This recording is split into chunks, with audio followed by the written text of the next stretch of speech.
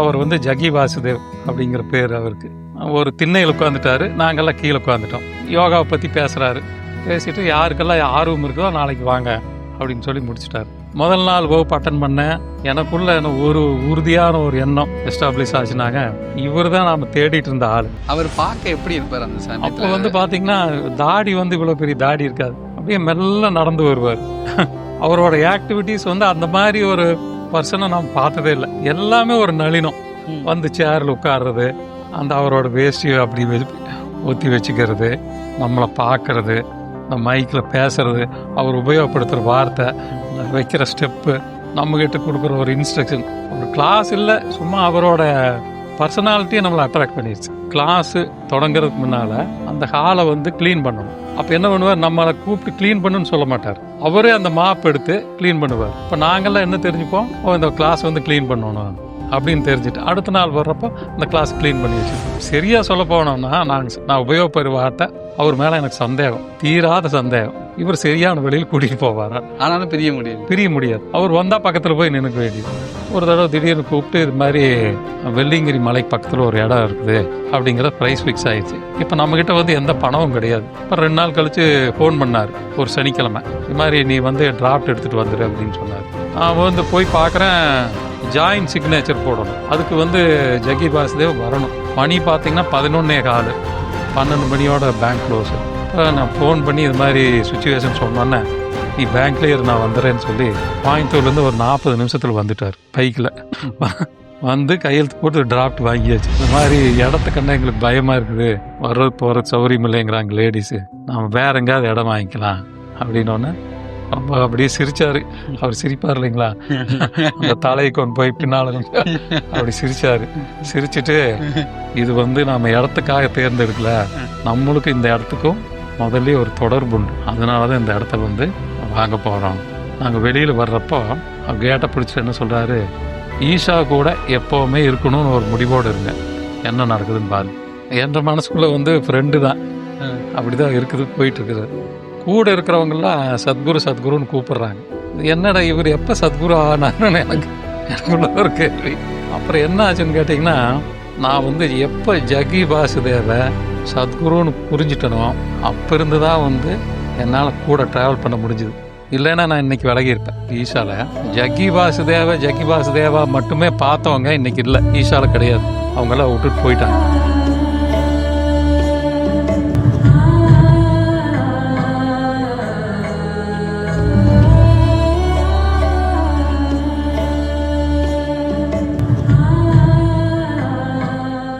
எல்லாருக்கும் நமஸ்காரம். சத்குருவோட முன்னாடிலேருந்து ட்ராவல் பண்ணிகிட்டு இருக்க மெடிடேட்டர்ஸ் கிட்ட இருக்கிற அனுபவங்களை கேட்கும் போதே நமக்கு ரொம்ப சந்தோஷமாக இருக்கும். அந்த சமயத்தில் சத்குருவோட நம்மளும் ட்ராவல் பண்ணுற மாதிரி ஒரு உணர்வு ஏற்படும். அப்படி வந்து சத்குரு முதல்ல திருப்பூரில் வந்து எடுத்த கிளாஸில் ஃபஸ்ட்டு பேட்சில் கலந்துக்கிட்ட கிருஷ்ணகுமார் அண்ணா நம்ம கூட இருக்காங்க திருப்பூர்லேருந்து. ஸோ அண்ணாவோட அனுபவங்கள் வந்து பார்த்திங்கன்னா, வெறும் சத்குருவோட ட்ராவல் பண்ணது மட்டும் இல்லை, ரொம்ப ஒரு ஆழமான ஒரு தொடர்பு சத்குருவோட இருந்திருக்கு. ஒரு மிராக்கிள்னு கூட சொல்லலாம். அது எல்லாமே அவர் வாழ்க்கையில் நடந்திருக்கு. அது எல்லாமே நம்மளும் கேட்குறது மூலமாக அவரோட பயணப்படும் போது சத்குருன்ற ஒரு பிரம்மாண்டத்தை வந்து நம்ம ஒரு துளி பார்க்கறதுக்கான ஒரு வாய்ப்பு நமக்கு இருக்குது. அது இந்த பாட்காஸ்ட் பக்கம் நம்ம நம்புகிறோம். நமஸ்காரம்ண்ணா, வெல்கம். நமஸ்காரம். வாங்கண்ணா. நான் திருப்பூர்லேருந்து வந்திருக்கிறேன். இந்த நிகழ்ச்சியில் கலந்து கொள்வதற்கு எனக்கு வந்து ஒரு பெரிய பாக்கியமாக கருதுகிறேன். அதாவது எனக்கு வந்துங்க ஆன்மீகத்தில் வந்து எங்கள் அம்மா வந்து எப்போவுமே பூஜை பண்ணிகிட்டே இருப்பாங்க, வீட்டில் பெரிய பூஜை அரை பண்ணி. ஆனால் எனக்கு வந்து அது மேலே ஒரு ஈடுபாடு இல்லை, அது அவங்க பண்ணுற இதுல எல்லாம் உடன்பாடு இல்லை. எனக்கு ஏதோ வேற ஒரு சிஸ்டம் தேவைப்படுங்கிற மாதிரி ஒரு ஃபீல் பண்ணிகிட்டு இருந்தால், அது என்னன்னு தெரியல. அப்போ எனக்கு ஒரு வயசு, எனக்கு வந்து ஒரு 20-22 வயசு இருக்குது. இப்படியே எனக்குள்ள ஒரு போராட்டம், விடை தெரியாத கேள்விகள், மனக்குழப்பம் இப்படி இருந்துட்டு இருக்கிறப்போ, இந்த மாதிரி திருப்பூர் நடராஜ செட்டியார் காம்ப்ளெக்ஸில் மைசூர்லேருந்து ஒருத்தர் வந்து யோகா கிளாஸ் எடுக்கிறாரு, அதை வந்து நீங்கள் அட்டன் பண்ணி பாருங்கன்னு என்னோட ரிலேட்டிவ் ஒருத்தர் வந்து சொன்னார். அப்போ நான் போனேன். நான் எந்த இயரில்? 1989 first class, September. 1989 September. Okay. அப்போ போனேன் நான். அப்போ வந்து பார்த்தீங்கன்னா நாங்கள் வந்து 21 பேர் அந்த இன்ட்ரொடக்ஷன் அட்டன் பண்ணுறோம். அந்த இன்ட்ரொடக்ஷனில் மைக்கு கூட கிடையாது. அவர் அப்போ வந்து அவர் வந்து ஜகி வாசுதேவ் அப்படிங்கிற பேர் அவருக்கு. ஒரு திண்ணையில் உட்காந்துட்டாரு, நாங்கெல்லாம் கீழே உட்காந்துட்டோம். யோகாவை பற்றி பேசுகிறாரு. பேசிட்டு யாருக்கெல்லாம் ஆர்வம் இருக்கோ நாளைக்கு வாங்க அப்படின்னு சொல்லி முடிச்சிட்டாரு. அப்புறம் நாளைக்கு போனோம் நாங்கள். தமிழ்லயே பேசினாரா இல்லை அப்போ ஆங்கிலத்தில்? இல்லை, அவருக்கு வந்து ஒரு வார்த்தையும் கூட தமிழ் வார்த்தை தெரியாது, சரி. ஆங்கிலம் தான். அடுத்த நாள் காலையில் 6 மணி வகுப்புக்கு போனோம். அப்போல்லாம் எப்படின்னு பார்த்தீங்கன்னா அந்த வகுப்பு பேர் சகஜ ஸ்திதி யோகா. ம். அவர் வந்து பெங்களூர்லேருந்து வந்திருக்காரு. ம். 3 மணி நேரம் 13 நாள் வகுப்பு. அப்புறம் முதல் நாள் வந்து கிளாஸோட கண்டிஷன்ஸ் பற்றி சொன்னாங்க. இதுக்கு உடன்பட்டா நீங்கள் வந்து கிளாஸை தொடர்ந்து கேட்கலாம், இல்லைன்னா இப்போவே நீங்கள் பிரேக் பண்ணிங்க அப்படிங்கிற மாதிரி சொன்னார். அப்போ வந்து கிளாஸுக்கு வந்து 300 ரூபா ஃபீஸு. ம். 300 ரூபா தான் ஃபீஸு. பெங்களூர்லேருந்து வந்து கிளாஸ் எடுக்கிறாங்க. முதல் நாள் வகுப்பு அட்டன் பண்ணேன். 2வது நாள் வகுப்பு அட்டன் பண்ண உடனே எனக்குள்ள ஒரு உறுதியான ஒரு எண்ணம் என்ன எஸ்டாப்ளிஷ் ஆச்சுனாங்க, இவர் தான் நாம் தேடிட்டு இருந்த ஆள். 2வது நாள்லே? ஆமாம், இவர் தான் நம்ம தேடிட்டு இருந்த ஆள். இவர் தான், இவர்கிட்ட எல்லா விஷயமும் இருக்குது, நீ கெட்டியாக பிடிச்சிக்கோ. அவர் பார்க்க எப்படி இருப்பார் அந்த சமயத்தில்? வந்து பார்த்தீங்கன்னா தாடி வந்து இவ்வளோ பெரிய தாடி இருக்காது, சரி. சின்னதாக தாடி வச்சிருப்பாரு. அப்படியே மெல்ல நடந்து வருவார். அவரோட ஆக்டிவிட்டீஸ் வந்து அந்த மாதிரி ஒரு பர்சனை நாம் பார்த்ததே இல்லை. எல்லாமே ஒரு நளினம். வந்து சேரில் உட்கார்றது, அந்த அவரோட வேஷ்டியை அப்படி ஒத்தி வச்சுக்கிறது, நம்மளை பார்க்கறது, நம்ம மைக்கில் பேசுறது, அவர் உபயோகப்படுத்துகிற வார்த்தை, வைக்கிற ஸ்டெப்பு, நம்மக்கிட்ட கொடுக்குற ஒரு இன்ஸ்ட்ரக்ஷன், எல்லாமே ஒரு டிஃப்ரெண்ட்டான பர்சன். அந்த மாதிரி பர்சனை நம்ம பார்த்ததில்லை. அப்படியே ஒரு கிளாஸ் இல்லை, சும்மா அவரோட பர்சனாலிட்டியை நம்மளை அட்ராக்ட் பண்ணிடுச்சு. அந்த மாதிரி ஒரு சூழ்நிலை. அப்புறம் கிளாஸு டெய்லி போக போக போக போக பார்த்தீங்கன்னா நம்மளுக்கு வந்து இதுதான் நம்ம தேடிட்டு இருந்தது, இதுதான் நம்மளுக்கு தேடிட்டு இருந்ததுன்னு நம்மளுக்குள்ள கிளாஸ் எப்போ வரும், போய் உட்காந்துக்கலாம் அந்த மாதிரி ஒரு தேடுதல் ஆயிடுச்சு. முதல் வகுப்பு முடிஞ்சுதுங்க. 13 நாள் வகுப்பு முடிஞ்சோன்னே அப்புறம் அடுத்த நாள் கிளாஸ் கொடுத்தாரு. அன்னையிலேருந்தே நானெல்லாம் வாலண்டியர். ரொம்ப அவர் பக்கத்தில் போய் நெருங்கிடுவேன். அவர் கொடுக்குற இன்ஸ்ட்ரக்ஷன் என்னங்கிறது, அதாவது அவர் எதையுமே வந்து இது செய்யுன்னு சொல்ல மாட்டார், இதை செய்ய அதை செய்யுன்னு சொல்ல மாட்டார். இப்போ நீங்கள் வந்து கிளாஸு தொடங்குறதுக்கு முன்னால் அந்த ஹாலை வந்து க்ளீன் பண்ணணும். அப்போ என்ன பண்ணுவார், நம்மளை கூப்பிட்டு க்ளீன் பண்ணுன்னு சொல்ல மாட்டார், அவரே அந்த மாப் எடுத்து க்ளீன் பண்ணுவார். இப்போ நாங்கள்லாம் என்ன தெரிஞ்சுப்போம், இந்த கிளாஸ் வந்து க்ளீன் பண்ணணும் அப்படின்னு தெரிஞ்சுட்டு அடுத்த நாள் வர்றப்போ அந்த கிளாஸ் க்ளீன் பண்ணி வச்சுருப்போம். அது தமிழில் ஒரு வார்த்தையும் கூட தெரியாது. அப்புறம் முடித்தோன்னே வந்து அடுத்த வகுப்பு கேட்டுட்டோம். அடுத்த வகுப்பு கேட்டோன்னே அந்த என்ரோல்மெண்ட் எல்லாமே நான் பார்க்க ஆரம்பிச்சிட்டேன். அவர் விட்டு பிரிய முடியாது. அதுதான் இந்த இடத்துல எங்க எல்லாருக்குமே ஒரு கேள்வி வருது. அந்த ஸ்டார்டிங்ல பார்த்த எல்லாருமே நீங்க என்ன சொல்றாங்க, இது வரைக்கும் நம்ம பேசினவங்கலாம் பார்த்தோன்னா நாங்கள் அட்ராக்ட் ஆகிட்டோம், பிரிய முடியல, அவரை விட்டு விலகி இருக்க முடியல. இப்போ அவர் இங்கிலீஷ் பேச, நம்ம மொழி பேசல, வெளியே இருந்து வந்திருக்க, அவர் யாருன்னு தெரியாது. சடனா அது எப்படி அந்த இது நிகழுது? அது ஒரு இன்ஸ்பிரேஷன் தான். நீங்க வந்து ஒரு காந்த மாதிரி பக்கத்துல போனா ஒட்டித்தான் ஆகணும் இரும்பு. அந்த மாதிரி தான் ஒரு சூழ்நிலை. சரியா சொல்ல போனோம்னா நான் உபயோகப்படுற வார்த்தை, அவர் மேல எனக்கு சந்தேகம், தீராத சந்தேகம். இவர் சரியான வழியில் கூட்டிட்டு போவாரா, ஆனாலும் பிரிய முடியாது. இதுதான் சூழ்நிலை. அவர் வந்தா பக்கத்துல போய் நினைக்க வேண்டியது. அப்புறம் இப்படியே இருந்து ஒரு காலகட்டத்தில் அவர் சொல்றதையும் வேற ஆன்மீகத்தையும் நம்ம கம்பேர் பண்ணி பார்க்குறோம். கம்பேர் பண்ணி பார்க்குறப்போ எனக்கு இவர் சொல்றது தான் முழு விஷயங்கள் அதில் இருக்குது. அப்புறம் அவர் வந்து ரொம்ப ஒரு கடினமான ஆன்மீகத்தில் ஒரு விஷயத்தை ஈஸியாக புரிய வச்சிடறாரு. சாதாரண உரைநடையில் ஈஸியாக புரிய வச்சிடறாரு. எனக்கிட்ட ஒரு அட்வான்டேஜ் என்னன்னா இங்கிலீஷை நல்லா புரிஞ்சுக்க முடிஞ்சுது. அதனால இது தொடர்ந்து நடந்துகிட்டே இருந்தது. அப்புறம் மைசூர் போயிடுவார். அப்புறமா ஃபோனில் பேசுவார், நான் ஜக்கி தான் பேசுகிறேன் அப்படிம்பாரு. பேசி என்னென்னா ஒரு சத்சங்கம் அரேஞ்ச் பண்ணுங்க அப்படிம்பாரு.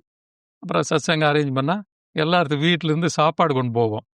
சாப்பாடு கொண்டு போய் சத்சங்கம் முடிஞ்சோன்னா ஒட்டுக்க உட்காந்து சாப்பிடுவோம். இப்படி போயிட்டு இருந்தது. முதல்ல கோயம்புத்தூரில் கிளாஸ் தொடங்குச்சு. அந்த கிளாஸை வந்து திருப்பூருக்கு கொண்டு வந்தாங்க. திருப்பூரில் வந்து நல்ல ரெஸ்பான்ஸ் கிடச்சி ஒரு நல்ல அவர் ஆரம்பத்தில் வந்தப்போ அவர் யாருன்னு எங்களுக்கு தெரியல, அந்நியர். ஒரு ஜோல்னா பையை போட்டுட்டு வர்றாரு, தாடி வளர்த்திட்டு வர்றாரு. அதனால நாங்கெல்லாம் வந்து அவர யாரையும் வீட்டுக்குள்ள கூட்டிட்டு போவே இல்ல. கூட்டிட்டு போய் தங்க வைக்கிறது, சாப்பாடு குடுக்கறது அதெல்லாம் எதுவுமே நடக்கல. ம். முதல் 3 கிளாஸ்க்கு அவரு அந்த காம்ப்ளெக்ஸ்லயே தங்கியிருந்தாரு. எங்க சாப்பிட்டாரு, என்ன பண்றாருன்னாலும் ஒண்ணுமே தெரியல. அதுக்கப்புறம் தான் வந்து எங்களுக்கு கொஞ்சம் நம்பிக்கை வந்து, இவர வீட்டுக்கு கூட்டிட்டு போகணும்னு சொல்லி, நாங்க வீட்டுக்கெல்லாம் கூட்டிட்டு போக ஆரம்பிச்சோம். இந்த ம். மாரி தான் அவரு என்னை கூட்டிட்டு அவரு இதுவரைக்கும் இந்த கிட்டத்தட்ட 36 வயசாச்சு. 36 வருஷம் அவர் கூட தொடர்பு. எனக்கு இது வேணும்னு சொல்லி அவர் கேட்டதே கிடையாது. ம். நாமளே புரிஞ்சுட்டு ஒரு டம்ளர் தண்ணி கூட நம்மளே கொண்டு போய் குடுத்தா தான் குடிப்பாரே ஒழிய, எனக்கு இது வேணும்னு கேட்க மாட்டாரு. அவரோட நேச்சர் இது. அப்புறம் ஒவ்வொருத்தரா வீட்டுக்கு கூட்டிட்டு போக ஆரம்பிச்சோம். இப்படியே நடந்துட்டு இருந்தது. அப்படி நடந்துட்டு இருக்கிறப்ப கரூர்லேருந்து ஒருத்தர் வந்தாரு. அவரு வந்து கரூருக்கு கொண்டு போறாரு கிளாஸ. அப்புறம் அங்க வந்து ஈரோடுக்கு ஒருத்தர் வந்தாரு. ஈரோட்டுக்கு கொண்டு போறாரு கிளாஸ.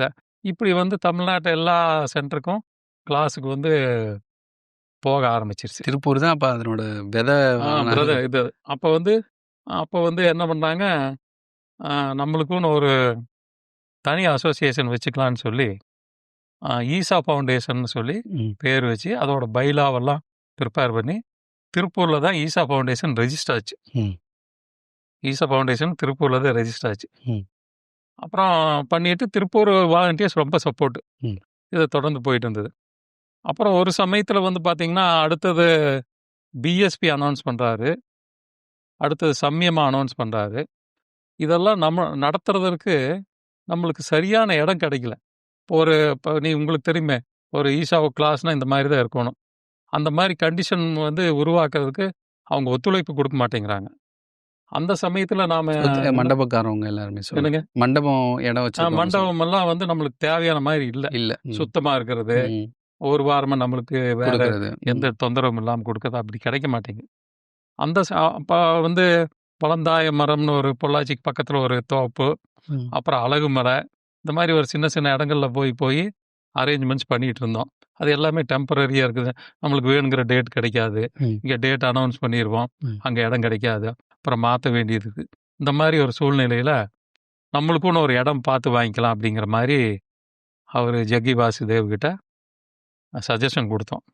அவரு என்ன சொல்றாரு, "நீங்க ஆசிரமம் எல்லாம் வந்துச்சுன்னா, நான் அங்கேயே அந்நேரம் இருக்கணும். என்னை கட்டி போட்டுருவீங்க. எனக்கு அது விருப்பம் இல்ல. நான் வந்து ஏதோ ஒரு கிளாஸ் எடுப்பேன். நான் போயிருவேன் எனக்கு பிரியமான இடத்துக்கு. ம். மறுபடியும் கிளாஸ் எடுக்கணும்னா வருவேன். இதுதான் எனக்கு பிடிக்கும். வேண்டாம்" அப்படின்ட்டாரு. ம். அப்புறம் ஒரு சூழ்நிலையில ரொம்ப ஒரு டிஃபிகல்ட்டான சிச்சுவேஷன் வந்ததுக்கப்புறம், "சரி இடம் பாருங்க" ம். அப்படிங்கிற மாரி சொல்றாரு. நாங்க வந்து சத்தியமங்கலத்துக்கு பக்கத்துல, பொள்ளாச்சிக்கு மேல இங்கெல்லாம் பார்த்துட்டு இருக்கிறப்ப, ஒரு தடவ திடீர்னு கூப்பிட்டு, "இது மாரி வெள்ளியங்கிரி மலைக்கு பக்கத்துல ஒரு இடம் இருக்குது. அத நாம வந்து பேசிக்கலாம். அது லட்சுமி மில்ஸுக்கு சேர்ந்தது. ம். 14 ஏக்கரா. நார்மலா வந்து லட்சுமி மில்ஸ் ப்ராப்பர்ட்டி விக்க மாட்டாங்க. நம்மளுக்குன்னு குடுக்குறேங்கிறாங்க. அது 14 ஏக்கரா ரூ. 7,00,000 சொல்றாங்க. நாம போய் விலை பேசலாம்" அப்படின்னு. போய் அது வந்து கரிவரதன் லட்சுமி மில்ஸ் எம்டி கரிவர்தன் அவரோட பேர்ல இருந்தது. நாம அவர்கிட்ட போய் கேட்டதுக்கு, ஒரு தயக்கத்தின் பேர்ல தான் அப்புறம் வந்து சரி எடுத்துக்கோ. இந்த காரணத்துக்காக இருக்குன்னா எடுத்துங்கோன்னு சொல்லிட்டு, அப்ப நாம என்ன கேட்டோம், உங்களோட கான்ட்ரிபியூஷன் ஏதாவது இருக்கட்டும் அப்படின்னோனே, சரி ரூ. 1,00,000 கழிச்சுட்டு ரூ. 6,00,000 குடுங்க. 14 ஏக்கரா ரூ. 6,00,000 அப்படிங்கிற பிரைஸ் ஃபிக்ஸ் ஆயிருச்சு. இப்ப நம்மகிட்ட வந்து எந்த பணமும் கிடையாது. ஒரு ரூ. 100 கூட கையில கிடையாது. இப்ப திருப்பூர்ல வந்து கிளாஸ் நடந்துட்டு இருந்தது. ஃபோன் பண்ணாரு. இது மாரி கிளாஸ் முடிஞ்சோனே ஒரு 10, 15 பேருக்கு சொல்லி மீட்டிங் போடலாம் வர சொல்லுங்க அப்படின்னாரு. என்ன காரணத்துக்கும் நல்லா சொல்லல. அப்புறம் நாங்க கிளாஸ் முடிஞ்சோனே மீட் பண்ணோனே, இது மாரி ஒரு இடம் பார்த்துருக்குறோம். அவங்க வந்து ரூ. 6,00,000 சொல்றாங்க. ஒரு ரூ. 3,00,000 அட்வான்ஸ் குடுத்துரலாம் அப்படின்னு சொல்லி சொல்றாங்க. அப்பவே ஃபண்ட் ரைஸ் பண்ணோம். வந்திருக்கிறவங்க எல்லாத்தோட கான்ட்ரிபியூஷன் சேர்ந்து ஒரு 2,70,000 2,70,000 திருப்பூர்ல முதல்ல. அப்பவே அது கன்ஃபார்ம் பண்ணாங்க.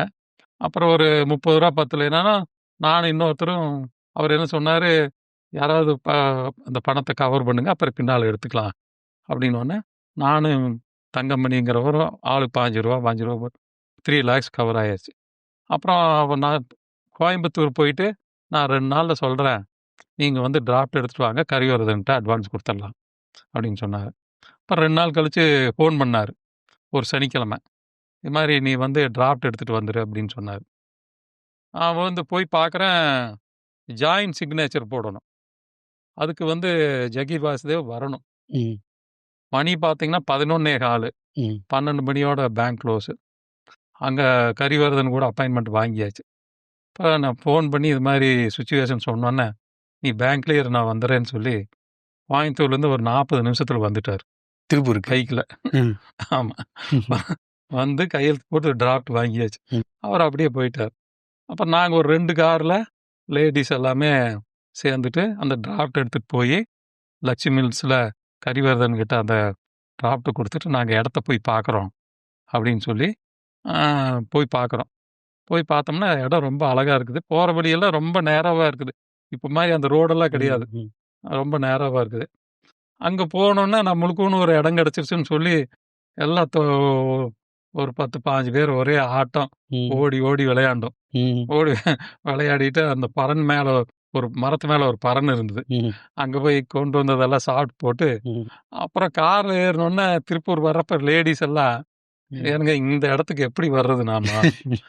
நாங்களாம் தனியாக வர முடியாது. ம். நாம் இன்னும் கொஞ்சம் பணம் போட்டு ம். மெயின் ரோட்டில் ஏதோ ஒரு இடம் வாங்கிக்கலாம்." திருப்பூர்லயே வாங்கிக்கலான்னு. அப்படிங்கிற மாதிரி சொல்கிறாங்க. அப்புறம் சரி, அப்புறம் என்னன்னு சொன்னாங்க, ம். இது மாதிரி அஹ், அந்த குரூப் அன்னைக்கு நைட் டிஃபன் சாப்பிட்றப்போ அப்போ முடிவாயிருச்சு. நானும் பொன்னுசாமியும் போய் ம். ஜக்கி வாசுதேவ் கிட்ட காலையில் சொல்லிடணும், இந்த இடம் வேண்டாம், ம். வேற இடம் பார்க்கலாம், உள்ள இருக்கு. வேற ஏதோ ஒரு இடம். அப்புறம் நாங்கள் திரும்பி வந்தோடனே காலையில் 8 மணிக்கு போயிட்டோம். அவர் வீட்டுக்கு சிங்காநல்லூரில் தான் குடியிருந்தார். ஓகே. விஜய் கூட இருந்தாங்க. போயிட்டு இது மாதிரி என்னன்னு கேட்டார். இது மாதிரி இடத்துக்கண்டா எங்களுக்கு பயமாக இருக்குது, ம். வர்றது போகிறது சௌகரியம் இல்லைங்கிறாங்க லேடிஸு, நம்ம வேற எங்கேயாவது இடம் வாங்கிக்கலாம் அப்படின்னோடனே ரொம்ப அப்படியே சிரிச்சாரு. அவர் சிரிப்பார் இல்லைங்களா, அந்த தலையை கொண்டு போய் பின்னால் அப்படி சிரிச்சாரு.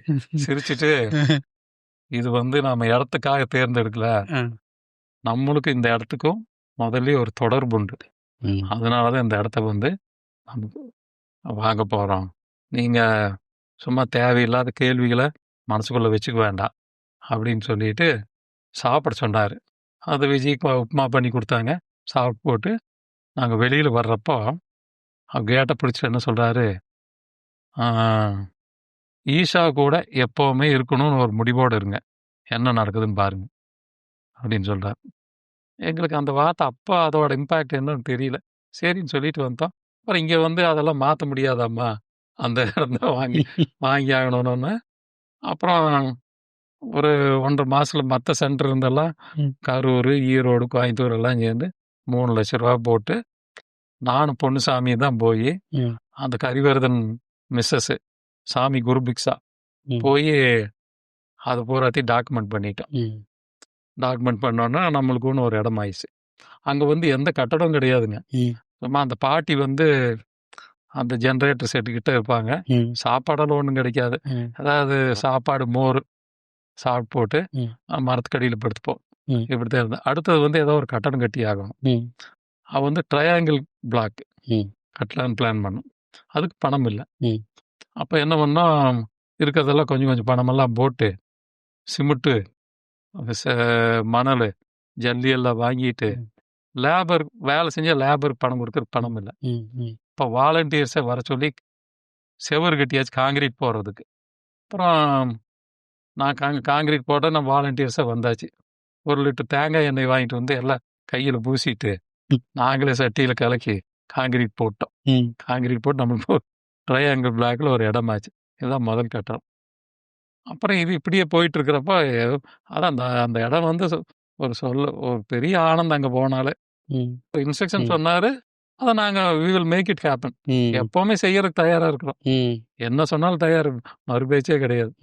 பணத்துக்கு வந்து இவ்வளவு எப்பவும் பத்தாக்குறை தான் போட்டானா, இப்போ எதையும் போட்டு செஞ்சு போடுவோம். அப்புறம் இது நடந்துட்டு இருக்கிறப்ப வந்து இந்த மாதிரி தியானலிங்கம் பண்ணணும் அப்படின்னு சொன்னார். அப்பதான் ஃபர்ஸ்ட் சொல்றாரு. அப்பதான் சொல்றாரு ஃபர்ஸ்ட் தியானலிங்கம் பண்ணணும்னு சொல்றாரு. எங்களுக்கெல்லாம் மனசுக்குள்ள ஒரு போராட்டம்.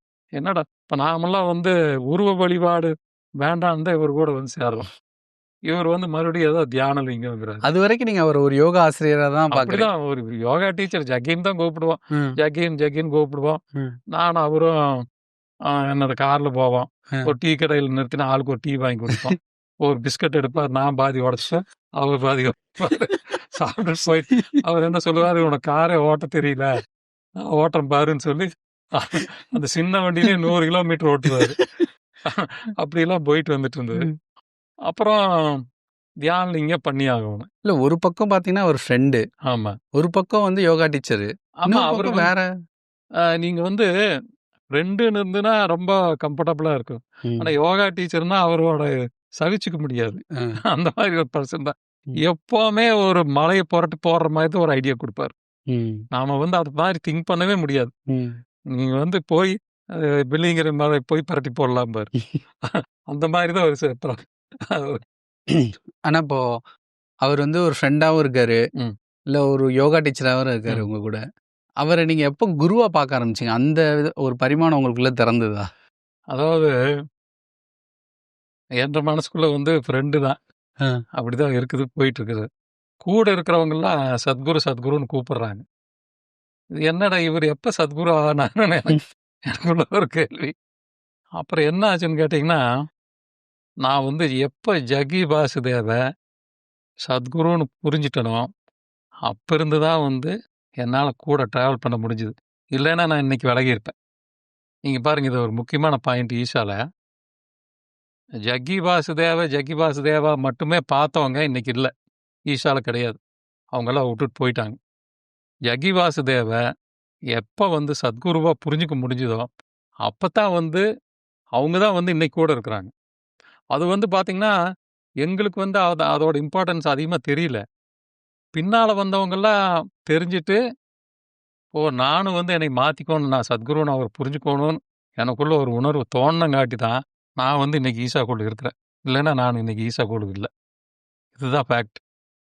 அப்ப நீங்க வந்து ஒரு உருவ வழிபாடு இல்லாம, ம். ஆன்மீகத்த வந்து புரிஞ்சுக்கணும், ஒரு ம். கருத்தா புரிஞ்சுக்கணும், அத பத்தி யோசிக்கணும், ஒரு தேடலோட வந்த ஒரு ஆளு ஆமா. நீங்க. உங்களோட ஃபேமிலி பேக்ரவுண்ட் நீங்க என்ன பண்ணிட்டு இருந்தீங்க அப்போ? அத பத்தி கொஞ்சம் சொல்ல முடியுமா? ஆ நான் எங்க பிசினஸ் ஃபேமிலி தான் அப்போ. ம். Business family. அம்மா கோயில்ல, அதாவது எப்பவுமே பூஜை பண்ணி நைவேத்தியத்தோட, அதுமாரி ஒரு ஆர்த்தடாக்ஸ் ஃபேமிலி. எனக்கு மட்டும் தான் என்னோட வீட்லயே இந்த மாரி ஒரு டிஃபரண்டான தாட். அத நான் அது ஸ்ட்ரீம்லைன் பண்ணி புரிஞ்சுக்கணுங்கிறது எனக்கு ஒரு பெரிய போராட்டத்துல தான் நடந்தது.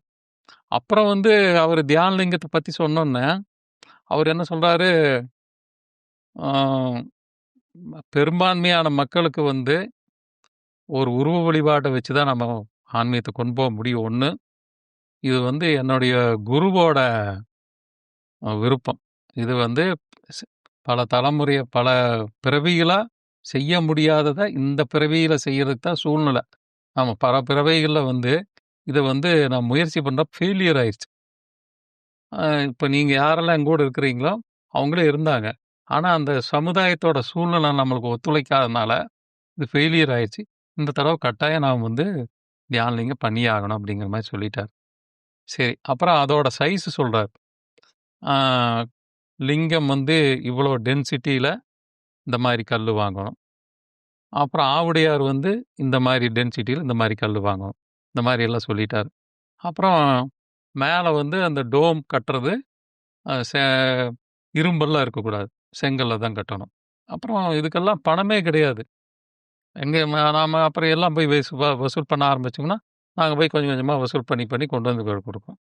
அப்புறம் தியான லிங்கத்துக்கு லிங்கம் ஆர்டர் பண்றதுக்கு சென்னை போயிருந்தோம். சென்னை போயிருந்தோன்னே, ஒரு 2, 3 கம்பெனில கொட்டேஷன் கேட்குறோம். அவர் டென்சிட்டி சொல்றாரு. ஆ அதாவது ஒருத்தர் ரூ. 6,00,000 கொட்டேஷன் குடுக்குறாரு. அந்த ஜெம் கிரைனைட்காரர் ரூ. 9,00,000 கொட்டேஷன் குடுக்குறாரு.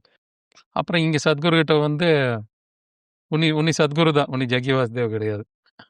அது எப்படி அந்த டிரான்சிஷன் சொல்ல முடியுமா? எப்படி நடந்தது? அத நான் சொல்றேன் பாருங்க. ஆ அது ரூ. 9,00,000 அவர் சொல்றாரு.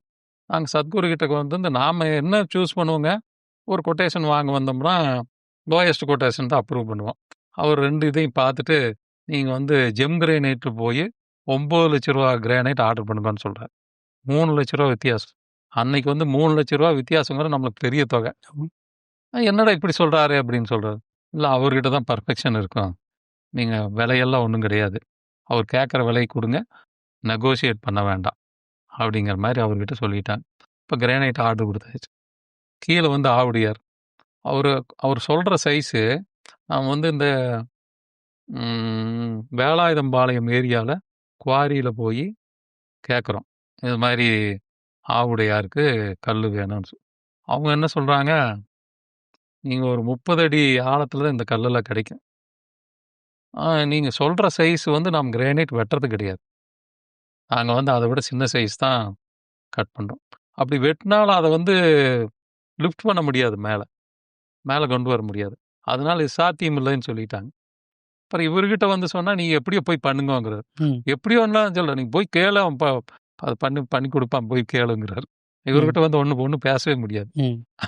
அப்புறம் மறுபடியும் போய் பேசுகிறப்ப அவர் என்ன சொன்னாட்டாங்க, நாங்கள் கல்லை கட் பண்ணி வச்சிடுறோம், நீங்கள் எப்படியோ எடுத்துக்கோங்க அப்படிங்கிற. ஆமாம், அவ்வளோ பெரிய கல்லை வந்து லிஃப்ட் பண்ணுறது கிரேன் அந்த ஏரியாவில் ஒன்றும் கிடையாது. என்ன பண்ணுறதுன்னு யோசனை பண்ணிட்டு இருக்கப்போ டிஎன்பிஎல் மில்லு, பேப்பர் மில்லு, அங்கே வந்து நம்ம சேகருங்கிறவர் ஜென்ரல் மேனேஜராக இருக்கார் அந்த சமயத்தில். அவர் வந்து, அண்ணா நீங்கள் வந்து மேனேஜ்மெண்ட்டு கூட பேசி பாருங்க, உள்ளுக்குள்ள ஒரு பெரிய கிரேன் இருக்குது, ஆனால் அது வெளியில் வராது, எங்களோட ப்ரீமிசஸ்க்கு மட்டும்தான் ஒர்க் பண்ணோம், ஒரு வேளை ஏதாவது பர்மிஷன் கொடுத்தா கொடுப்பாங்க, நீங்கள் போய் கேளுங்க. அங்கே நாங்கள் போய் கேட்டோம், அது மாதிரி அந்த கிரேனை கொண்டு வந்து எடுத்து கொடுங்க. அவங்க சரின்னு சொல்லிட்டாங்க. அதெல்லாம் பெரிய அதிசயங்க, வெளியிலேயே அது வந்ததில்லை. கவர்மெண்ட் கம்பெனி என்ன சார்ஜ் வேணும் அதெல்லாம் சார்ஜோட ஒன்று வேண்டாம் எடுத்து. இப்போ கல் வெளியில் வந்துருச்சு. அப்புறம் கல்லை தூக்கி லாரியில் வச்சு இங்கே கொண்டு வரணும். அதுக்கு உண்டான லாரி இங்கே கிடைக்கல. கேரளா போய் பிடிச்சிட்டு வந்து ஒரு லாரியை அங்கே மேலே தூக்கி வச்சு கொண்டு வரப்போ அந்த பேரூர்லேருந்து ஒரு ரோட்டில் ஒரே ஆட்டம்தான். அப்புறம் ஒரு சின்ன பிரிட்ஜ் இருக்காங்க, அந்த பிரிட்ஜுக்குள்ளே வந்து எல்லாம் வந்துச்சா, சரி அந்த லாரி போகுமா, அதை கிராஸ் பண்ணுமா, இவ்வளோ பெரிய லாரி அந்த ஏரியாவுக்கு வந்ததில்லை, வருமா அப்படிங்கிற மாதிரி இருந்தது. அப்புறம் அது வந்து இவர் வந்து இந்த பக்கம் நின்றுட்டு அப்படியே இப்படி இப்படி இப்படி இப்படி இப்படிங்கிறாரு. டிரைவர் தயங்குறான். அது இந்த பக்கம் 2 இன்ச் இருக்கு, இந்த பக்கம் 2 இன்ச் இருக்கு, கொஞ்சம் இப்படினாலே நொய்யல் ஆறுக்கு நடுவில் இருக்குது. அப்புறம் அப்படியே பிரிட்ஜை கிராஸ் பண்ணி கை தட்டிட்டு கொண்டு வந்து இறக்கியாச்சு, கல்லை கொண்டு வந்து இறக்கி. அப்புறம் இதை வந்து ஆவுடையார செய்யணும், கேரளாலேருந்து ஒரு டீமு. அவங்க வந்து என்ன பண்ணுறாங்க, ஒரு வாரம் வேலை செஞ்சாங்கன்னா அந்த கல் திருப்பணும். அந்த திருப்பினா தான் அந்த பக்கம் ஒர்க் பண்ண முடியும். அது எப்படி திருப்புறதுக்கு என்ன மெத்தட் தெரியல. அவன் ஏதோ ஒரு சின்ன கட்டையெல்லாம் வச்சுட்டு ஒன்றும் நடக்க மாட்டேங்குது. அப்புறம் வந்து எதையோ ஒரு ஒரு டெக்னாலஜி வச்சு கல்லை திருப்பி ஆவரடியாக செஞ்சாச்சு. இப்போ வந்து தியானலிங்க கோவில், அவர் சத்பிரேம் வந்து செங்கல் வாங்கியாச்சுனாங்க, அதை வந்து அந்த கல்லை பூரா ஒரு லட்சக்கணக்கான கல், அதை வந்து பிரிக்கணும். எப்படின்னா ஒரு 2 மில்லிமீட்டர், ஒரு கல்லுக்கும் இன்னொரு கல்லுக்கும் 2 மில்லிமீட்டர் தான் வித்தியாசம் இருக்கணும். அதை மாதிரி கல்லை பூரா, லட்சக்கணக்கான கல்லை பூராத்தையும் எல்லாம் நாங்கள் பூரா வாலண்டியர்ஸ், சம்பளமெல்லாம் கிடையாது, பிரிச்சுட்டோம். பிரிச்சுட்டு என்ன பண்ணுவாங்க, ஒரு லைன் வைக்கிறதுக்கு அவர் வந்து அந்த 2 மில்லிமீட்டர் வித்தியாசம் இருக்கிற கல்லை மட்டும்தான் சூஸ் பண்ணுவார். இல்லைன்னா அது ஏதாவது வித்தியாசம் வந்துச்சுன்னா ஒரு ரவுண்டில் 1 இன்ச்சு மேலே வந்துருச்சுன்னா அடுத்த லைனில் வந்து அலைன்மெண்ட் மாறிடும். அது அப்படியே கொண்டு போய் சேர்த்திட்டார் மேலே. இதெல்லாம் ஒன்றும் கிடையாது. அங்கேயே வந்து பார்த்தீங்கன்னா அதுக்கு வந்து அந்த மாட்டர், சுண்ணாம்பு, கடுக்காயி அதெல்லாம் போட்டு ஒரு மாடு ஆட்டிகிட்டே இருக்கும். அதை வச்சு தியானலிங்க கோயில் ரெடி ஆயிடுச்சு. அடுத்தது வந்து கான்சிக்ரேஷனுக்கு வந்து அவர் என்னமோ பண்ணுறாரு, என்னன்னு எங்களுக்கு தெரியல. வர சொல்லுவார், ஒரு 5 பேர் உட்கார வச்சு ஒரு விதமான தியானம் பண்ணுவார். நாங்கள் ஒருத்தர் சொன்னதை செய்வோம், என்ன பண்ணுறாருன்னு தெரியாது. அந்த ப்ராசஸ்க்கு உண்டான தயாரிப்பு நடக்குது. விஜயம்மாவை ஒரு கார்னரில் உட்கார வச்சுப்பார், எங்களை எல்லாம் முக்காணமாக உட்கார வைப்பார். அப்புறம் மாற்றி பண்ணுவார். என்ன பண்ணுறாருன்னு தெரியாது, சொல்கிறத செய்யறது. அப்புறம் ஒரு சமயத்தில் வந்து கான்சிக்ரேஷன் ரெடி ஆயிடுச்சு, உள்ளுக்குள்ள உட்காந்து அவர் வந்து அந்த ப்ராசஸ் எல்லாம் முடித்து அந்த தியானலிங்கத்தை கட்டி பிடிச்சி அப்படியே சரிஞ்சிட்டார். அது கான்சிக்ரேஷன் ஆயிடுச்சு. அப்புறம் அவரால் எந்திரிக்க முடியல, 4 பேர் பிடிச்சி தான் தூக்கிட்டு போயிட்டாங்க. தூக்கிட்டு போய் சாயந்தரம் வரைக்கும் என்னாச்சுன்னே தெரியல. அங்கெல்லாம் வெயிட் பண்ணிட்டு இருக்கிறோம் சாப்பிடாம. அப்புறம் சாயந்தரம் 5:30 மணிக்கு வெளியில் வந்து இது மாதிரி கான்சிக்ரேஷன் நல்லபடியாக நடந்தது.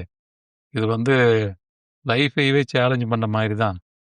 ஒன்றா வந்து கான்சிக்ரேஷன் நடந்திருக்கும், இல்லைன்னா என்னோட லைஃப் எனர்ஜி நான் கொடுத்துருப்பேன் நான் அப்படிங்கிற மாதிரி. நீங்கள் அப்புறம் ஒரு சமயத்தில் இப்படி சொன்னோன்னே நாங்களாம் என்ன போய் சொன்னோம், எங்களுக்கு தியானலிங்கமெல்லாம் வேண்டாம், நீங்கள் இருந்தீங்கன்னா போதும் அப்படிங்கிற மாதிரி சொன்னோம். அப்படியெல்லாம் இல்லை, இது என் லைஃப்பில் நான் ரிஸ்க் எடுத்து நான் இதை பண்ணித்தான் ஆகணும். இது என்னோட விருப்பம் இல்லை, என்னோட குருவோட விருப்பம். நான் இதை பண்ணியே தான் ஆகணும் அப்படின்ட்டார். அப்புறம் நான் தியானலிங்கம் நல்லபடியாக நடந்துருச்சு. இது முடிஞ்சோடனே எல்லாம் பண்ணிட்டோம். இப்போ ட்ரையாங்கிள் பிளாக் வந்துருச்சு, தியானலிங்கம் வந்துருச்சுங்க. அப்புறம் மக்கள் வந்து நிறையா வந்து போக ஆரம்பிச்சிட்டாங்க. அப்புறம் சம்யமா அனௌன்ஸ் பண்ணாங்க. சம்யமா பார்த்தீங்கன்னா மழை காலத்தில் வந்து பார்த்தீங்கன்னா நடக்க கிளாஸ் நடந்துட்டு இருக்கிறதுக்கு மழை வந்துடும். எல்லாம் பாயை சுருட்டிட்டு ஜென்ஸ் எல்லாம் கோயிலுக்குள்ளே ஓடிடுங்க, லேடிஸ் எல்லாம் ட்ரையாங்கிள் பிளாக் ஓடிடுங்க. இப்படியே நடந்துட்டு இருந்தது. அப்போ அந்த சமயமாக முடிகிறப்போ நம்மளுக்குன்னு ஒரு ஹால் பண்ணிக்கலாம் அப்படின்னு ஒரு முடிவாகி ஸ்பந்தா ஹால் கட்டிக்கலாம் அப்படிங்கிற மாதிரி முடிவாச்சு. ஆனால் ரொம்ப ஆர்வமாக இருக்கும். அப்புறம் சொல்லிட்டு போயிட்டாரு, இந்த தேதிக்குள்ளே கட்டி முடிங்க, அடுத்த சமயமாக இங்கே நடத்துகிறோன்னு. இங்கே பார்த்தீங்கன்னா ஒரு 60-70% வேலை தான் முடிஞ்சிருக்கும். இன்னும் ஒரு வாரம் தான் இருக்குது, சமயமாக டேட் வரப்போகுது. என்ன பண்ணுறதுன்னு தெரியல. எல்லாம் நைட் பகலாக வேலை செஞ்சு கரெக்டாக சமயமாக டேட்டுக்கு அந்த ஹால் ரெடி ஆயிடுச்சு. சமயம் நம்மளுக்கு ஒன்று ஒரு ஹால் ரெடி ஆயிடுச்சு, அங்கே நடக்க ஆரம்பிச்சு. நீங்கள் சமயமாக ஹால் கட்டினதாக இருக்கட்டும், இல்லை வந்து தியானலிங்கம் கட்டினதாக இருக்கட்டும், நிறைய பொருள் செலவுகள் இருக்குது. சத்குரு வந்து பண்ணுங்கன்னு சொல்லிட்டு போயிடுறாங்க. பட் அதெல்லாம் நீங்கள் எப்படி ஒருத்தவங்ககிட்ட கேட்டு அவ்வளோ ஃபண்ட் அரேஞ்ச் பண்ணணும், அதெல்லாம் நீங்கள் எப்படி செஞ்சீங்க? அதாவதுங்க, இது எங்களுக்கெல்லாம் வந்து ஒரு தயக்கம். நாங்கள் போய் வெளியில் வந்து டொனேஷனுக்கெல்லாம் கேட்டு பழக்கம் இல்லை. இவர் சொல்கிறது பெரிய பட்ஜெட் தான் சொல்லுவார், ரீச் பண்ண முடியாத மாதிரி. நம்மக்கிட்ட கோயம்புத்தூர், திருப்பூர், கரூர், ஈரோடு, வேலாயுதம்பாளையம், கோபி 5 சென்டர் வந்தாச்சு. அப்போ ஒவ்வொரு ஊருக்கு பட்ஜெட் பிரித்து கொடுப்பாங்க. திருப்பூருக்கு தான் அதிகமாக இருக்குது. நாம் எங்களுக்குள்ள தயக்கமாக, நாங்கள் திருப்பி ஒருத்தரையவே தான் போய் கேட்க வேண்டியதாக இருக்குது. அவங்களுக்கு தயக்கமாக இருக்குதுன்னா அவர் என்ன சொல்லி விடுவார், நீ உனக்கா போய் பணம் கேட்குற, நீ போய் இது நடக்குது, பணம் கொடுங்கன்னு கேளு, அவங்க எவ்வளோ கொடுக்குறாங்களோ வாங்கிட்டு வந்து கொடுத்தா வாங்கிட்டு வந்து கூட, இல்லைன்னா இல்லைன்னு சொல்லிடு அப்படின்னு சொன்னார். அப்படியே தான் பணம் ரைஸ் ஆச்சு. அது ஸ்பந்தாகால் பத்த மாட்டேங்குது, இதுக்கு சமயமாக நடத்துறதுக்கு ஸ்பந்தாகால் பத்தது. அடுத்தது ஆதியோகி ஆலயம் பண்ணணும், அதுக்கு ஏதாவது பணம், அது பெரிய பட்ஜெட். எத்தனையோ சொல்கிறார், 100 டாய்லெட்டு, இத்தனை 1000 ஸ்கொயர் ஃபீட், இப்படி வேணும் அப்படி வேணும்னு சொல்கிறார். நாங்களாம் இது நினச்சே பார்க்க முடியல, என்ன பண்ணுறதுங்க அப்படின்னு சொல்லி கேட்டுட்ருக்கப்பா, அப்புறம் அவர் என்ன சொல்லிட்டாரு, சரி நீங்கள் வந்து நீ எங்கேயும் போய் வசூல் பண்ண வேண்டாம், நான் பார்த்துக்கிறேன் அப்படின்ட்டு. அந்த இதெல்லாம் பார்த்தீங்கன்னா ஆதியோகி ஆலயமெல்லாம் நாங்கள் வந்து அப்போவே ஃபண்ட் ரைஸ் பண்ணுறது நிறுத்தியாச்சு. அவரோட ஒரு ஆளோட முயற்சி தான் அவ்வளோ பெரிய ப்ராஜெக்ட் நடந்திருக்கு. அதுக்கப்புறம் நாங்கள் வந்து ஃபண்ட் ரைஸ் பண்ண போகிறதே இல்லை. அவரோட கிளாஸில் எப்படி பணம் வந்ததுன்னா, அப்போ கொஞ்சம் ஃபாரின் கண்ட்ரி சப்போர்ட் எல்லாம் வந்துருச்சு. ரொம்ப நல்லா சிறப்பாக பண்ணி முடிச்சிட்டாங்க அது. இல்லை, அந்த ஆதியோகி ஆலயம் கான்சன்ட்ரேஷன் அவரோட பழைய கார்லாம் ஒரு ஏலத்தில் கொடுத்தாங்க. ஆமாம், அவர் எதை வேணாலும் நீங்கள் பார்த்தீங்கன்னா, இந்த 14 ஏக்கர் இடம் வாங்குறப்போ விஜய்க்கா வந்து அவங்ககிட்ட ஒன்றும் கையில் காசெல்லாம் ஒன்றும் இருக்காது. என்ன பண்ணாங்க, எல்லாமே பணம் கொடுக்குறாங்க, நான் 10,000 கொடுக்குறேன், 5,000 கொடுக்குறேன்னு சொன்னாங்க. அவங்க என்ன பண்ணாங்க, ஒரு 4 வலையில் கழட்டினாங்க. கழட்டி கீழே தான் நகைக்கடை, கீழே போய் இதை வேல்யூ போட்டுட்டு வாங்க அப்படின்னு சொன்னங்காட்டி 13,000 ரூபா, 13,000 வர வச்சுக்கு. அப்படித்தான். அப்புறம் சத்குரு வந்து அந்த வீடு இருக்குது இல்லைங்களா, அதுவும் கூட நம்ம ஃபவுண்டேஷன்லேருந்து பணம் எடுத்து அவர் வீடு கட்டல, அவர் கையில் இருக்கிற பணத்தை போட்டு தான் அந்த வீடு கட்டினார். அவர் வந்து அந்த மாதிரி ஒரு ஜென்யூன். அதெல்லாம் பார்த்து தான் வந்து நம்மளுக்கு வந்து ஒரு கொஞ்சம் கொஞ்சமாக தான் நம்பிக்கை வந்தது அவர் மேலே. ஓ, இந்த மாதிரி பெர்சன்னு வந்து பணத்தை வந்து அவர் இந்த மாதிரி ஹேண்டில் பண்ணக்கூடியவர்னு கொஞ்சம் கொஞ்சமாக தான் நம்பிக்கை வந்தது. அவரே சொல்லுவார், நீ ஒரு இன்ஸ்டியூட்டில் வந்து ஒன்று பணம், இன்னொன்று பெண்ணு, இது மேலே தான் சமுதாயம் வந்து நம்ம மேலே குற்றம் சொல்லும்.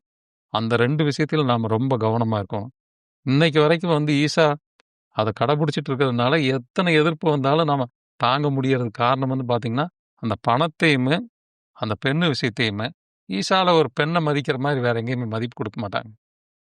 இதுதான் நம்மளை வந்து சமுதாயத்தில் முன்னால் நிறுத்திட்டு இருக்கு. இப்போ சத்குருவோட வீடு ம். சொன்னீங்களே, ஆசிரமக்குள்ள இருக்க வீடு. அது அவங்களே அவங்களோட பணத்தை போட்டே கட்டினாங்க. ஆமாங்க.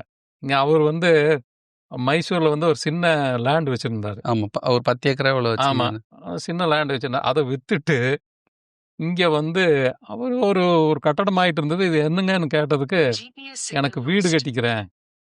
வீடு கட்டிக்கிறேன்னா நீங்க நல்லா கட்டிக்கலாமல்ல, ஃபவுண்டேஷன்ல பண்ண. இல்ல எனக்கு இது போதும் அப்படின்னு சொல்லிட்டு, ரொம்ப ஆரம்பத்துல பார்த்தீங்கன்னா, ரொம்ப ஒரு சாதாரண வீடு. 2 ஒரு ஹாஃப் ரவுண்டு போட்டு நடுவுல ஒரு முற்ற மாரி போட்டு, ஒரு சமையல் ரூமு, ஒரு கிச்சன், டாய்லெட், ஒரு பெட்ரூம் இவ்வளோதான் இருக்கு. அப்புறம் ஏதோ இப்ப நாங்கலாம் கொண்டு போய் பழைய டேபிள், சேரெல்லாம் கொண்டு போய் உள்ளுக்குள்ள போட்டு ஒரு அது வீடா செட் பண்ணோம். அவர் வந்து ஃபவுண்டேஷன்லேருந்து அவரோட சொந்த வீட்டுக்கு கூட அவர் காசு எடுத்துக்கிறது இல்ல. அந்த மாரி தான் அவரோட அணுகுமுறையே அந்த மாரி தான். பணமெல்லாம் நீங்க வந்து டொனேஷன்லாம் ஏதாவது கொண்டு போய் குடுத்தோம்னா, கையில வாங்கவே மாட்டாரு. ம். பணத்தையுமே தொடமாட்டாரு. ம். நீங்க அவங்ககிட்ட குடுத்துருங்க அப்படிம்பாரு. அதான் அவரோட நேச்சரே அப்படி. பணத்தையெல்லாம் தொட்டதே கிடையாது. ஆனா இவ்ளோ பெரிய ஒரு அந்த ஈஷா ஃபவுண்டேஷன் இன்னைக்கு பிரம்மாண்டமா இருக்குன்னா, அதுக்கு அடித்தளம் அமைச்ச அந்த சூழ்நிலையில நீங்க முழுமையா இருந்திருக்கீங்க. ஆமாங்க. நீங்க வந்து அந்த இடம் வாங்கி, அந்த இடத்துக்கு வந்து சாட்சி கையெழுத்து போட்டதே நானும் பொன்னுசாமியும் தான். அப்போ வந்து 0லேருந்து தான் தொடங்குது. ஒண்ணுமே கிடையாது. அவர் வந்து ஒரு தோள்னா பைய போட்டுட்டு வர்றாரு. மக்களோட விருப்பத்தின் பேர்ல தான் இவ்வளவு பெரிய சாம்ராஜ்யமே இன்னைக்கு வளர்ந்திருக்குது. எல்லாமே பூராமே டொனேஷனா வந்த பணம். அவரோட முயற்சியில் கிளாஸ் எடுத்த பணம். அதுக்கு வந்து பர்ஃபெக்ட் அக்கவுண்டிங். எந்த இடத்துலயும் ஒரு டீவியேஷன் கிடையாது. இப்போ எங்களுக்கெல்லாம் ஒரு ஃபைனான்ஸ் மீட்டிங் போட்டு சொன்னாங்கன்னா பார்த்தீங்கன்னா, நீங்க உங்ககிட்ட இன்னைக்கு நேத்து வசூல் பண்ணியிருந்தீங்கன்னா பணத்த, இன்னைக்கு 11 மணிக்குள்ள பேங்க்ல கட்டிறணும். கையில பணமெல்லாம் வச்சிருக்கவே கூடாது. எல்லாமே ஒரு சிஸ்டமேட்டிக். அப்புறம் ஒரு ஒரு பில்லுனா என்ன, கொட்டேஷன்னா என்னன்னு எக்ஸ்பிளைன் பண்ணுவாங்க. பவர் பாயிண்ட் பிரசன். ஒரு கார்ப்பரேட் கம்பெனி மாரி தான். நீங்க வந்து எங்க ஒரு ஜிஎஸ்டி போட்டு ஒரு பில் குடுக்குறாங்களோ, அங்க தான் ஒரு பில் வாங்கணும். நீங்க வந்து அந்த எஸ்டிமேட், கொட்டேஷன் எல்லாம் வாங்கி, அந்த அந்த பேப்பர வந்து பில்லா காட்டக்கூடாது. காட்டக்கூடாது. காட்டுனா பணம் குடுக்க மாட்டோம். இது எனக்கெல்லாமே ஒரு பெரிய ட்ரெய்னிங் ஆயிருச்சு. நான் வந்து ஒரு ட்ரஸ்ட்ட நிர்வாகம் பண்ணிட்டு இருக்கிறேன். அங்கேயும் இதே சேம் சிஸ்டம் கொண்டு போய் நான் இன்ட்ரோடியூஸ் பண்ணிட்டேன். அப்ப வந்து அது அங்கேயும் ஒரு ஊழல் இல்லாம, ஒரு சரியான முறையில பணமெல்லாம் நிர்வாகம் பண்ணப்படுது. ம். இது சும்மா ஏதோ நாங்க ஈசாக்கு வந்தோம், யோகா பழகுறதுக்கு மட்டும் இல்ல. எங்களோட வாழ்க்கையோட தரத்தையே மாத்திருச்சு. ம். எந்த வீட்ல எப்படி இருக்கணும், நம்ம ஃபேமிலி மெம்பர்ஸ் கூட எப்படி இருக்கணும், ஃப்ரெண்ட்ஸ் கூட எப்படி இருக்கணும், பிசினஸ் எப்படி பண்ணணும், எல்லாமே எங்களுக்கு ஒரு பாடம் தான். சும்மா நாங்க யோகா மட்டும் பழகிக்கல. இவ்வளோ விஷயம் நாங்க தெரிஞ்சுட்டோம். ம். அப்பதான் அத பொன்னுசாமி கூட வரப்ப சொல்லிட்டு வந்தேன். யாரெல்லாம் வந்து ஈஷா கூட நெருங்கி இருந்தாங்களோ, அவங்களோட வாழ்க்கை வந்து குடும்பம், பொருளாதாரம், வியாபாரம் எல்லாத்துலயுமே சிறப்பா இருக்குது. நான் வந்து யார் சொன்னீங்க, பல பேர் வந்து விட்டுட்டு போயிட்டாங்க. அவங்க வந்து பார்த்தீங்கன்னா, ஏதோ ஒரு விஷயத்துல ஒரு தடுமாற்றத்தோட தான் வாழ்க்கை வாழ்ந்துட்டு இருக்கிறாங்களோ ஒழிய, தெளிவு கிடையாது. ஆனா ஈஷா கூட நெருங்கி இருக்கிறவங்களுக்கு எந்த பிரச்சனையும் கிடையாது. இது ஒரு பெரிய அட்வான்டேஜ் நம்மளுக்கு. சும்மா வந்து ஈஷால ஏதோ மூச்சு பயிற்சி பண்ணணும், யோகா பழகிட்டோங்கிறது கிடையாது. நம்மளோட வாழ்க்கையே இந்த தரத்தையே ஈஷா மாத்திருது. 15 வருஷத்துக்கு முன்னால. பயிற்சிகள் எல்லாம் தொடர்ந்து ரெகுலரா பயிற்சி எல்லாம் பண்ணிட்டு இருந்தப்போ, எனக்கு எனக்குள்ள ஒரு உணர்வு, ஒரு முதுகுல லேசா வலி வந்ததுங்க. பேக் பெயின் நடக்கிறப்போ ஒரு பெயின் வந்தது. சரி அத பத்தி நான் டெஸ்ட் பண்ணிக்கலாம் அப்படிங்கிறப்போ, போயி கார்டியாக் டெஸ்ட் பண்றப்போ, அவங்க என்ன சொல்றாங்க, "இது மாரி நீங்க ஆஞ்சியோ பண்ணி பார்க்கணும்." அப்படிங்கிற மாரி சொல்றாங்க. அப்புறம் ஆஞ்சியோ டேட் ஃபிக்ஸ் பண்ணிட்டு நான் டெஸ்ட்டுக்கு போறேன். நான் ஒருத்தன் தான் நான் நார்மலா நடந்து போயி அந்த ஆஞ்சியோ டேபிள்ல படுக்கிறேன். எனக்கு கூட இன்னும் ஒரு 3 பேரு அந்த டெஸ்ட்டுக்காக வர்றாங்க. அவங்க பார்த்தீங்கன்னா, ஒருத்தர் வந்து வீல் சேர்ல வர்றாரு, இன்னொருத்தரு ஸ்ட்ரெச்சர்ல வர்றாரு. நான் ஒருத்தன் தான் சும்மா நார்மலா நடந்து போய் படுக்கிறேன். படுத்துட்டு ஆஞ்சியோ டெஸ்ட் பண்ணி பார்த்துட்டு, ரிப்போர்ட்ல என்ன வருதுன்னா, உங்களுக்கு ஹார்ட்ல வந்து 3 பிளாக் இருக்குது. இமிடியேட்டா சர்ஜரி பண்ணணும் அப்படிங்கிற மாரி சொல்றாங்க. இந்த மாதிரி ஒரு இது வந்தது. இத நாம எப்படி வெளியில சொல்லிக்கிறது? நாம தான் திருப்பூர்ல வந்து ஈசா யோகா கிளாஸ் எல்லாம் எடுத்து நடத்திட்டு வர்றோம். அந்த குரூப்ல போய் எனக்கு வந்து பைபாஸ் சர்ஜரி பண்ண வேண்டியிருக்குது அப்படிங்கிற சொல்றது எனக்கு ஒரு ஒரு கூச்சமாவும், தயக்கமாவும் இருந்தது. இருந்தாலும் வேற வழி இல்ல. நாம அக்செப்ட் பண்ணிட்டா தான் அடுத்த ஸ்டேஜ் போலாம் அப்படின்னு சொல்லிட்டு, அ நான் வந்து சர்ஜரிக்கு டேட் ஃபிக்ஸ் பண்ணிட்டு, சத்குரு கிட்ட என்ற ரிப்போர்ட் எல்லாம் அனுப்பிச்சு வச்சேன். ஃபோன்ல பேசினேன். ஃபோன்ல பேசினோனே அவரு என்ன சொன்னாரு, "நீ சர்ஜரி பண்ணிக்கோ. டிலே பண்ண வேண்டாம். சர்ஜரி பண்ணிட்டு என்னைய வந்து பாரு" அப்படிங்கிற மாரி சொன்னாரு. அப்போ சர்ஜரி டேட் எல்லாம் ஃபிக்ஸ் ஆயிருச்சு. நான் ஹாஸ்பிட்டல்ல அட்மிட் ஆயிட்டேன். அட்மிட் ஆயிட்டு காலையில பார்த்தீங்கன்னா, எனக்கு வந்து அந்த ஆப்ரேஷன் அந்த கிரீன் ட்ரெஸ் போட்டு ஸ்ட்ரெச்சர்ல படுக்க வச்சு, அந்த காரிடார்ல தள்ளிட்டு போறாங்க. ரிலேட்டிவ்ஸ் எல்லாம் கூட வந்திருக்காங்க. அவங்கலாம் வந்து பார்த்தீங்கன்னா, ரொம்ப ஒரு மாரி ஒரு சோகமான ஒரு சூழ்நிலை. ரூம்குள்ள. விட்டா அழுதுருவாங்க போல இருக்குது. அந்த மாரி ஒரு சூழ்நிலையில இருக்குது. அ நான் மட்டும் எல்லாத்துக்கிட்டயுமே சும்மா ஒரு சிரிச்சுட்டு, ஹைன்னு சொல்லிட்டு அந்த டாக்டர் உட்காந்துட்டு இருந்தா, அவளுக்கு தட்டி குடுத்துட்டு, "ஹை நான் போய் பண்ணிட்டு வரேன். எனக்கு ஒண்ணும் அத பத்தி பயம் இல்ல." அ சிரிச்சுட்டே தான் அந்த ஸ்ட்ரெச்சர்ல ஏறி படுத்துட்டேன். இப்போ காரிடார்ல தள்ளிட்டு போறாங்க. தள்ளிட்டு போறப்போ, ஒரு ஃபியூ மினிட்ஸ்ல எனக்குள்ள வந்து பார்த்தீங்கன்னா, அப்படியே ஒரு அ எனக்கு என்னோட உடம்புக்குள்ள சத்குரு அப்படியே ஜங்குன்னு உள்ளுக்குள்ள குதிக்கிறாரு. இது எப்படின்னா, நீங்க வந்து அந்த சிவன் ராத்திரியில சுத்தி வரும் நெருப்பு எரிஞ்சுட்டு இருக்கும். அதுக்கு நடுவுல வந்து ஒரு டான்ஸ் ஆடுவாரு. அதே மாரி ஆடுறாரு உள்ளுக்குள்ள வந்து குதிக்கிறாரு. குதிக்கனோனே எனக்குள்ள ஒரு பரவசம் தொட்டிச்சு. அப்புறம் எனக்கு என்ன சந்தேகம் வந்து, நாம ஏதாவது மயக்க மருந்து குடுத்துட்டாங்களா? மயக்க மருந்து குடுத்ததுக்கப்புறம் இந்த மாரி ஏதாவது ஃபீலிங் இருக்குதா? அப்படிங்கிற மாரி எனக்குள்ள ஒரு சந்தேகம் வந்து, நான் வந்து என்னைய டெஸ்ட் பண்ணி பார்க்குறப்போ, அ எனக்கு எந்த ஒரு ட்ரீட்மெண்ட்டும் தொடங்கல. அ முழு விழிப்புணர்வு நிலையில் இருக்கிறேன். தொடர்ந்து உள்ளுக்குள்ள அப்படியே சும்மா தாண்டவம் ஆடுறாரு. எனக்குள்ள ஒரு பரவச நிலை. இப்படியே போயிட்டுருக்குது. இப்படி போயி ஸ்டேஜ்ல போய் படுத்தோனே, நான் என்ன நெனச்சுட்டேன், இந்த சூழ்நிலை வந்து நாம மிஸ் பண்ணிறக்கூடாது. ஏதாவது கண்ண மூடி நாம ஏதாவது அ கற்பனை பண்ணிக்கினி, இந்த சூழ்நிலை அவர் வெளியில போயிறக்கூடாது. இந்த முடிஞ்ச வரைக்கும் இந்த சூழ்நிலையை நான் மெயின்டெயின் பண்ணணும்னு சொல்லி, அத நான் கவனிக்க ஆரம்பிச்சுட்டேன். இது தொடர்ந்து நடந்துட்டே இருக்குது. கொஞ்ச நேரத்தில பார்த்தீங்கன்னா, எனக்கு அப்படியே கண்ண மூடி படுத்துட்டு இருந்தேன். எனக்கு வந்து அந்த இதெல்லாம் அ மயக்க மருந்தெல்லாம் குடுத்தாங்க. அப்புறம் சர்ஜரிக்கு ஞாபகம் இல்லாம போயிருச்சு. சர்ஜரி முடிஞ்சோனே கண்ண திறந்து பார்த்தா, ஆ டாக்டர் வந்து சொல்றாரு, "இது மாரி சர்ஜரி ரொம்ப நல்லா நடந்தது. சக்சஸ்ஃபுல்லா இருந்தது. அந்த பிளட் ஃப்ளோ எல்லாம் ரொம்ப ஃபாஸ்ட்டா இருக்குது. உங்களுக்கு நல்லா இருக்கலாம்." அப்படிங்கிற மாரி சொல்லிட்டு போயிட்டாரு. அப்புறம் நான் வீட்டுக்கு வந்துட்டேன். வீட்டுக்கு வந்து இந்த ஒய்ஃப் கிட்ட சொன்னேன் நான் இந்த மாரி சத்குருவோட பிரசன்ஸ் எனக்குள்ள நடந்தது. அம்மா ஒய்ஃபெல்லாம் என்ன சொன்னா, "ஆமா நீங்க வந்து சிரிச்சுட்டே தான் போனீங்க உள்ளுக்குள்ள. அந்த ஸ்ட்ரெச்சர்ல போறப்போ சிரிச்சுட்டே தான் போனீங்க. நர்ஸெல்லாம் கூட என்ன இவரு வந்து இந்த மாரி சிரிக்கிறாரு." அப்படிங்கிற மாரி பேசிட்டு இருந்தாங்க. அப்படிங்கிற மாரி இருந்துட்டாங்க. அப்புறம் சத்குரு கிட்ட அப்பாயின்ட்மென்ட் வாங்கி அவர போய் பார்க்குறேன். அவர் பார்க்குறப்போ உள்ளுக்குள்ள போறப்போ, அவர் என்னன்னு கேட்குறாரு, "என்ன ஆப்ரேஷன் போறப்போ நீ வந்து லூஸ் மாரி சிரிச்சுட்டே போனியா? ம். அங்க இருந்தவங்கலாம் என்ன உன்னைய லூசுன்னு நெனச்சுட்டாங்களா?" அப்படிங்கிற மாரி கேட்டார். அதுவோ இவரு தெரிஞ்சு தான் வந்து உள்ளுக்குள்ள என்டர் ஆயிருக்கிறாரு. அப்படிங்கிற மாரி எனக்குள்ள உ உணர்ந்தேன். அந்த உணர்வு வந்து என்னால மறக்கவே முடியாது. அவ்வளவு ரொம்ப அருமையா இருந்தது.